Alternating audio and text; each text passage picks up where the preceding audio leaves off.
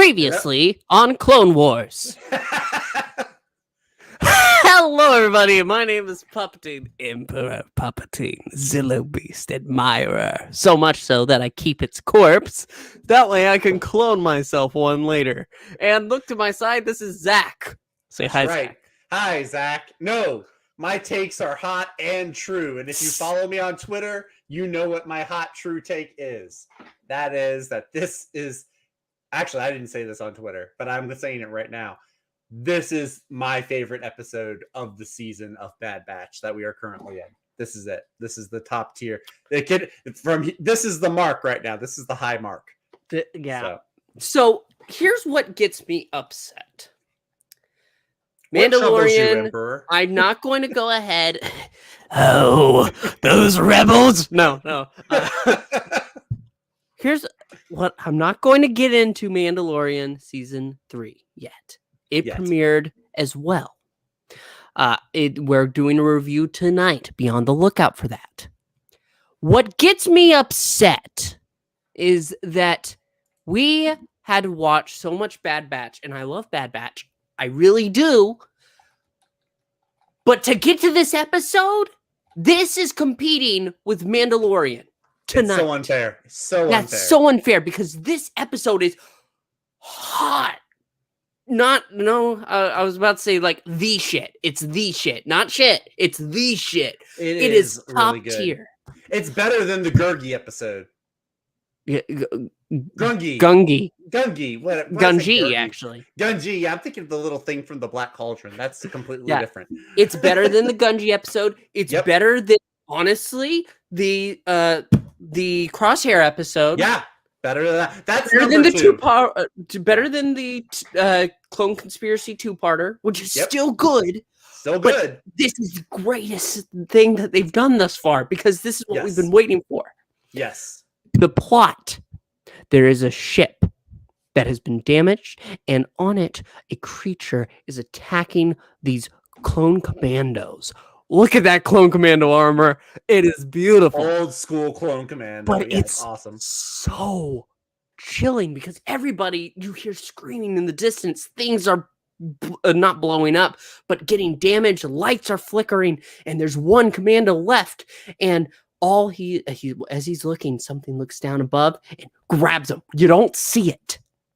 The Bad Batch, they get involved only because Sid gets a tip. And even though they aren't on friendly terms with Sid, they have a right to be very angry. They don't want to just cut her off. They want to end this in a way that won't get her calling the Empire on them. Because she is that vicious of a bitch. So they agree, pretty much. Let's do this one job. Get the cargo of this broken down ship. And get the deal. And then leave. Don't deal with her anymore. Little did they know what was on it. Meanwhile, the Empire tucked away on the planet that we saw at the end of last season, where Nala Se, a clone specialist Kaminoan, is sitting in a cell, refusing to work with Dr. What's his name? Is it someone with an H? It's not Harkness. I thought it was Jack Harkness for a second. Not Hawthorne.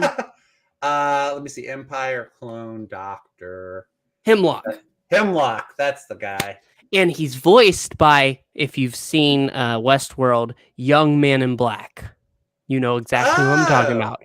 And I knew that voice. And he's great as a villain just because of that tone he's able to carry. But he has a way that he is going to go ahead and try to convince her by speaking with the Prime Minister from Camino. Mm-hmm. However, they get a tip that their ship has gone ahead and crashed on some planet. The Bad Batch arrive to see this damaged ship. It's right near a village. Go inside, and it's straight out of a horror movie. This is aliens in Star Wars. Yeah, which is great. Beautiful. I really just at this point I'm going to go ahead and pause. I love how they're able to just show it how it's supposed to be. They set it as a nice slow tone. It's tense, the lights flickering, even when they get power back on the ship, because that's what tech works on. It all flickers up so slowly, and you feel like something is wrong, something is nearby. And then the creature itself is so strange looking. It even Yet looks like a familiar. xenomorph. A little bit, little bit. Look, yeah, when it's young, when it's small, I mean. That's right. But then it keeps eating energy, raw energy, unlimited power. The Zillo Beast eats that. And, well, I kind of spoiled it already. But this creature was cloned using the remains, the DNA of the Zillo Beast from the Clone Wars episodes. You know the one. It is a follow-up to that, and it's honestly a follow-up I've always wanted. It's so great. many people wanted a follow-up. My brother, I didn't know about this week's Bad Batch until my brother texted me this morning. And he's like, dude, the Zillo Beast is back. I almost called this Revenge of the Zillo Beast, but it's about evolution because it's evolving. So it's called Metamorphosis is the name of the Metamorphosis. Yeah. So it gets loose from the ship, and then it goes out to this like little village that the Bad Batch notices when they show up on the planet, and it starts eating power from like this village's power generator. And the Empire shows up because Hemlock has sent the Empire to go like retrieve it. So they show up and they do two things. First, they go after the transport ship that had crashed because they want to wipe all the evidence. So they go and destroy that. Omega and Tech just barely escape from that. And then the other half of the forces are trying to like stop and subdue and take the Zillo Beast. So much so, when they're so concerned about eyewitnesses, they even take the entire village. Basically, the entire village. So it's like a very hush-hush black op operation the Empire has going. And the Empire actually is responsible for taking down the Zillo Beast, but not killing it. They capture it and put it into this giant cloning tube. Almost like a Bacta tank, yeah. Yes. And they go ahead and they keep it on there, send it back, and they store it in their own cloning facility. The Bad Batch is able to basically work out, hey, these orders are from then Chancellor Palpatine, now Emperor. It was all the way back then, and slowly things are all coming together, and it's great. They're sending the information to Rex and Echo too, and so there you go. We might have this, and then even on the tail end of that. So even though the Zillo Beast stuff is most of the episode, I really like this bookend part. It's almost like a cliffhanger. So Nala Se does not want to play ball, does not want to cooperate with the Empire because, they blew up Tapoka City. So Hemlock sends for former Prime Minister of Kamino, that guy. And he's like, listen, you've got Nala Se here. She's not cooperating. You better help me coerce her into working for me. And so former Prime Minister is like, well, for my freedom, because he's being held by the Empire. And he's like, look, I'll help you. Here's what you need to do. Find this clone. Find this girl. He doesn't say her name is Omega, but we know from watching the show her name is Omega.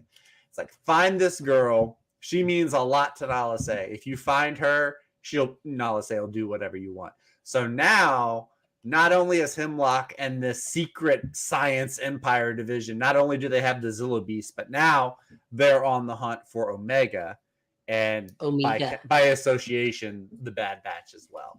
So I love it because I love it when things happen.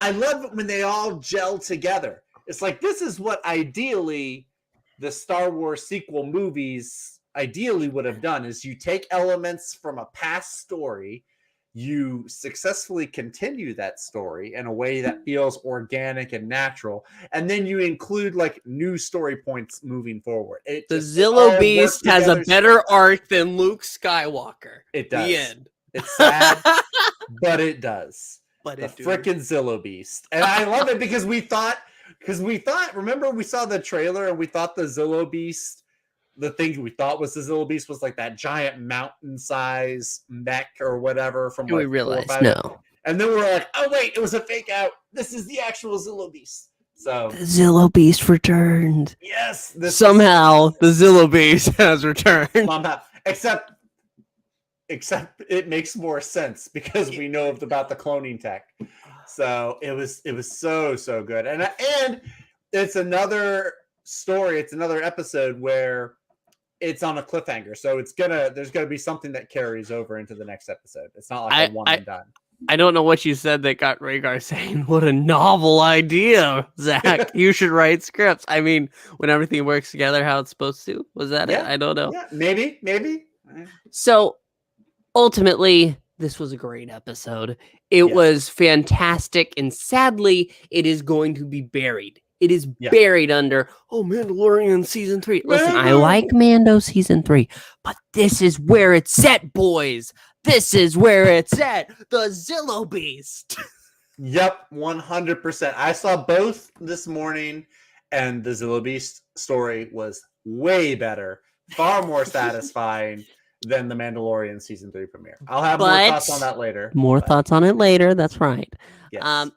So Zach's takes have gotten better since he's up the beard game. Maybe the beard has something to do with it. Leave your thoughts down below. If you're not watching The Bad Batch, you're missing some really great Star Wars now. You can skip over a few episodes if you want. That's true. At the end of the season, we'll give you the guide of what you need to watch. We'll give you the viewing list. Yeah. First story, then Crosshair, and then we go into a few episodes here and there. Yeah. But here, this is must-see viewing. Yeah. Must see. Absolutely. Zillo Beast needs love. Love your Zillo Beast. Love and electricity. Zillo Beast babies. Yeah. Maybe not a bantha, but it'll do. But that's the end. Thank you so much for watching, and we'll see you next week for the review of Bad Batch. Be on the lookout. Bye-bye. See you later. And may the Force be with you.